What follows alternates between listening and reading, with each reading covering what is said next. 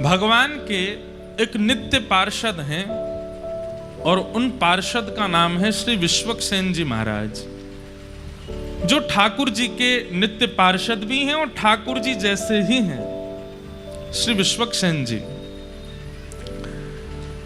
विश्वक्सेन जी महाराज पृथ्वी पर सटकोप स्वामी जी के रूप में प्रकट हुए, जो कि श्री वैष्णव परंपरा के प्रथम आचार्य हैं।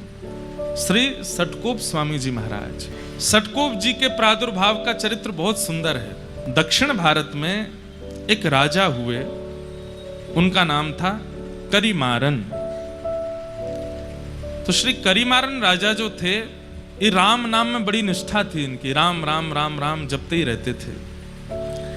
इनकी पत्नी का नाम था रानी उड्डयनंगई, दक्षिण भारतीय नाम है उड्डयनंगई।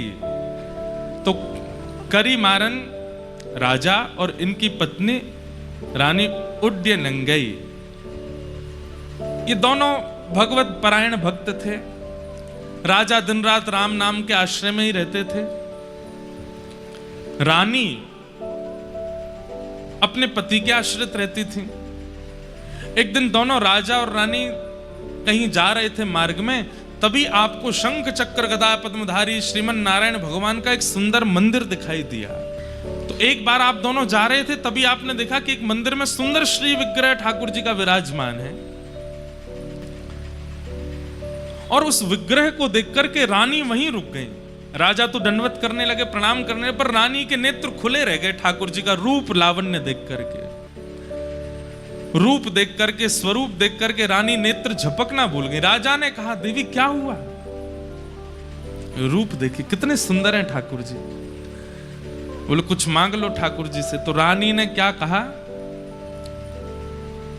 पुत्र देहु निज सरस ललाम, कि हे नाथ, आप तो परमात्मा हैं, हम आपको तो गोद में लेके घूम नहीं सकते, पर कृपा कीजिए कि आप जैसा ही पुत्र मुझे प्राप्त हो।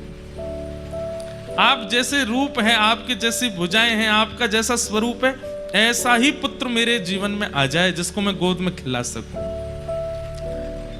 ठाकुर जी से पुत्र की याचना इतने भाव से की थी कि रात्रि के समय जब राजा रानी दोनों सोने के लिए गए, तो रानी के स्वप्न में ठाकुर जी प्रकट हो गए और प्रकट होकर के कहा कि आज आपने इतनी भावना से, आपके शब्दों में इतनी याचना थी, इतनी करुणा थी कि मैं देने से स्वयं को रोक नहीं पा रहा हूं। इसलिए मैं अपने नित्य पार्षद, जो बिल्कुल मेरे जैसे ही हैं, श्री विश्वक्सेन जी महाराज को आपके गर्भ में भेज रहा हूं।